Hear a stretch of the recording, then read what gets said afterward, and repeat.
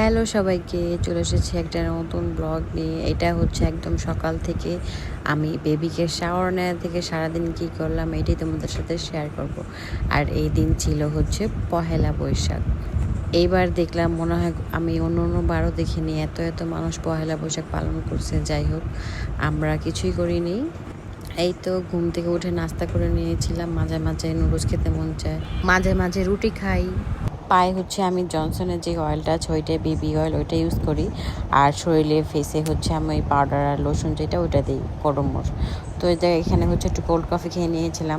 আর এখানে হচ্ছে হালকা করে রেডি হচ্ছিলাম ইতির পেজের যেই বিউটির যে লিপ গ্লসটা আছে, তোমরা তো সবাই জানো আমি এটা সবসময় ইউজ করি। আর এখানে হালকা করে একটু সানস্ক্রিন দিয়ে নিচ্ছিলাম বেবিকে নিয়ে। প্লাস কক্সবাজার থেকে আসার পরে আমার ফেসও যেমন, ফেসে তো এখন আগের মতো কেয়ার করতেই পারি না, ওটা যাই হোক, জাস্ট হচ্ছে ফেস ওয়াশ করি বাস, এইটাই। আর চুলটা আঁচড়ানোর সময় কি আর বলবো, চুল আঁচড়াই মাঝে মাঝে যখন একটু সময় পাই তখন। তো ভাবলাম একটু পার্লারে যাই, পার্লারে যেয়ে হচ্ছে নিজেকে একটু সময় দিই। বাসায় তো ওরকমভাবে করা হয় না। আর আমি প্রতি মাসে হচ্ছে ট্রাই করি একবার করে যেতে। বেবি হওয়ার পর একবার হচ্ছে গিয়েছিলাম, তারপর আর সময় পাই নাই। তো আর যাচ্ছি ওর 4.5 মাস বয়স এই সময়। তো এই তো বাবুকেও সাথে নিয়ে যাব। আর ওইখানে হচ্ছে আম্মু আছে, ইতি আছে, তোমরা দেখতেই পারবে। ইতি হচ্ছে থাইল্যান্ডে যাওয়ার আগে এখানে নিউ হেয়ার কালার করতে চলে এসেছিলো। তো তোমাদের ভাইয়া তো বাইক আছে, বাট বাবুকে নিয়ে তো আর বাইকে আমরা এখন উঠি না। ইনশাল্লাহ বাবু বড় হোক তারপর উঠবো। তো ও হচ্ছে আমাদেরকে দিয়ে এসেছিলো রিক্সাতে করে। আর বাবু তো বাহিরের ওয়েদার, মানে এরকম সময় খুব কমই বের হওয়া হয়। তো রোডটাতে একদম সেই এনজয় করতেছিল।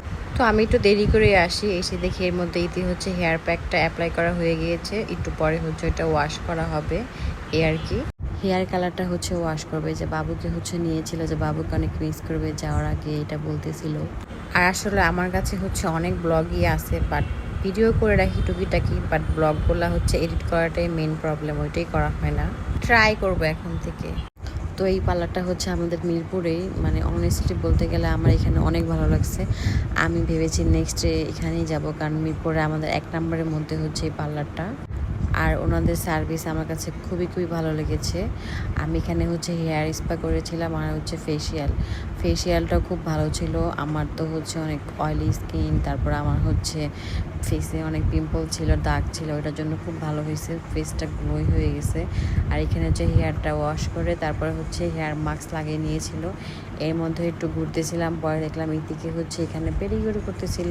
আর এখানে আমার ফেসিয়াল করার জন্য সব কিছু রেডি করতেছিল। এরপরে হচ্ছে আমার ফেসিয়াল করবে, আর এখন হচ্ছে হেয়ারে মাস্কটা লাগানো থাকবে। এই যে আমার ফেসিয়াল কিন্তু অনেক আগে স্টার্ট হয়ে গেছে, বাট আমি কোনো ভিডিও করিনি, এটার সময় ভিডিও করলাম। আর এখানে দেখো আম্মু হচ্ছে বাবুকে দেখতেছিল, কারণ আম্মু যদি বাবুকে না রাখে তো আমি কীভাবে করব। আম্মু হচ্ছে এর মধ্যে একটা ফেসিয়াল করে নিয়েছিল, আর সময় পায়নি, না হলে হেয়ার স্পাও করতো, আমার জন্যই করতে পারেনি। আর এখানে হচ্ছে ফাইনাল লুক, ইতির হেয়ার কালারটা অনেক সুন্দর হয়েছিল। এরকম হেয়ার কালার ও হচ্ছে ফার্স্ট টাইম করছে, ওকে ভালোই মানাইছে। কয়েকদিন পরে এই কালারটা আর একটু হালকা হবে, তখন হচ্ছে আরও ভালো লাগবে। তো আমি হচ্ছে ট্রাই করবো এখন থেকে ব্লগগুলো সব আস্তে আস্তে আপলোড করার, ইনশাল্লাহ তোমরা যদি সাপোর্ট করো। আর আমি আসলে অনেক অনেক অলস হয়ে গেছি। আর এখানে হচ্ছে হেয়ার মাস্কটা এখন ওয়াশ করতেছিল। আর আমার হেয়ারটা একটু পরে তোমরা রেজাল্ট দেখতে পারবে, এত এত ভালো হয়েছে, মানে কি বলবো, হেয়ারটা এত সফট হয়ে গেছে। আমার 1 সপ্তাহের মধ্যে হেয়ার স্পা যে করেছি ওইটা ছিল। আর এখানে হচ্ছে চা আর একটু পুরি খেয়ে নিলাম। আর এই দেখো আমার ফেসের গ্লো, আর হচ্ছে আমার হেয়ারের যে শাইনিং দিতেছিল, এত ভালো লাগছে, মনে তো হইতেছে আমি হেয়ারে কোনো ট্রিটমেন্টই করে ফেলেছি, তাই না? আমি যে এই হেয়ার স্পাটা করেছিলাম এইটার রেজাল্ট মানে 7 দিনের মতো ছিল। আমার হেয়ার ওয়াশ করা লাগেনি, মানে শ্যাম্পু করা লাগেনি আর কি, এত ভালো ছিল। হেয়ারটা অনেক দেখো স্মুথ হয়ে গিয়েছে। হেয়ার স্পাতে এই অবস্থা। আর আমি যদি চুলে এখান থেকে কোনো ট্রিটমেন্ট নিই তাহলে হচ্ছে রেজাল্টটা আরও অনেক ভালো আসবে। আমার কাছে পার্সোনালি অনেক অনেক ভালো লাগছে। নেক্সট আমি আবার যাব এখানে। আর এটা আমাদের বাসার খুবই কাছে, আমার জন্য খুবই সুবিধা। নেক্সটে একটা ডেইলি ব্লগ শেয়ার করবো তোমাদের সাথে। আর আমার এখনও আমি যে কক্সবাজার গিয়েছি সেই ব্লগটাও আপলোড দেওয়া হয়নি, শুধু এখন আমি আফসোসই করি। আসলে অনেক ব্লগই আছে যেগুলো মানে আমার মেমোরির জন্য খুবই দরকার, বাট ওগুলো আমি এখন এডিট করিনি।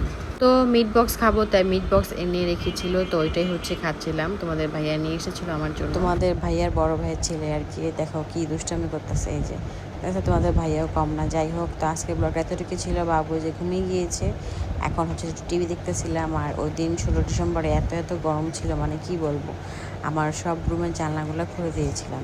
যাই হোক, দেখা হবে তোমাদের সাথে নেক্সট ব্লগে। টাটা, বাই বাই, আল্লাহ হাফেজ এভরিওয়ান।